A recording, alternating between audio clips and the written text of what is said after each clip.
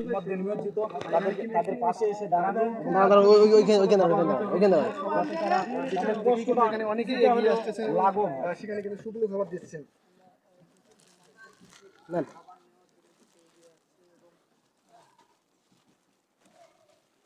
মানে এক কথা এদিকে যে মানুষ চরম দুর্ভোগের মধ্যে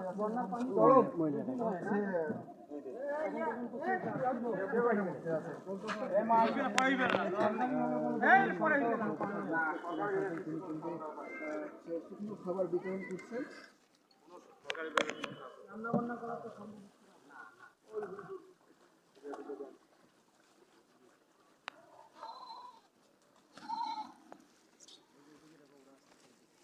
এবং এখানে আসার পর দেখতে পাচ্ছি হাতে দিয়ে নাকি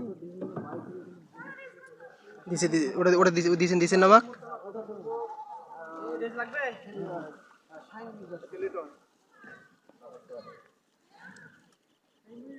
আপনার হচ্ছে হঠাৎ করে এরকম উদ্যোগ নেওয়া বা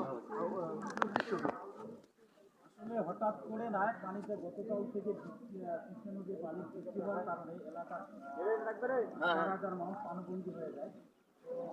দেখার পরে আমি আমার নিজের উদ্যোগে তাদের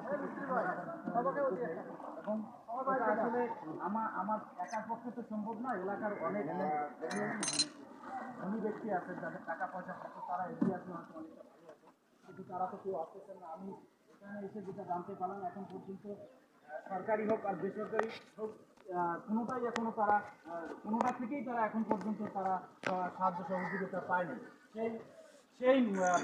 সেই কাজের পরিপ্রেক্ষিতে আমি আজকে আমার নিজের উদ্যোগে কিছু শুকনো খাবার নিয়ে আসছি, যাতে তারা এই খাবারগুলা তাদের কিছুটা ক্ষুধা নিবারণ করতে পারবে।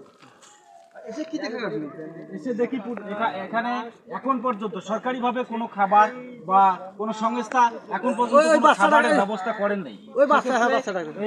আমি আমার নিজের উদ্যোগে কিছু খাবার ব্যবস্থা করি।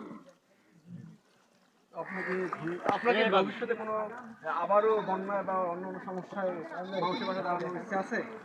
এর আগেও আমি অনেকবার তিস্তা চরাঞ্চলে গিয়েছিলাম, রুটি বিতরণ করে আসছি। এখন আজকে যেহেতু এই পরিস্থিতি, এরপরে যদি আমি চাবো আল্লাহ যেন এরকম পরিস্থিতিতে আর না দেয় এবং আল্লাহ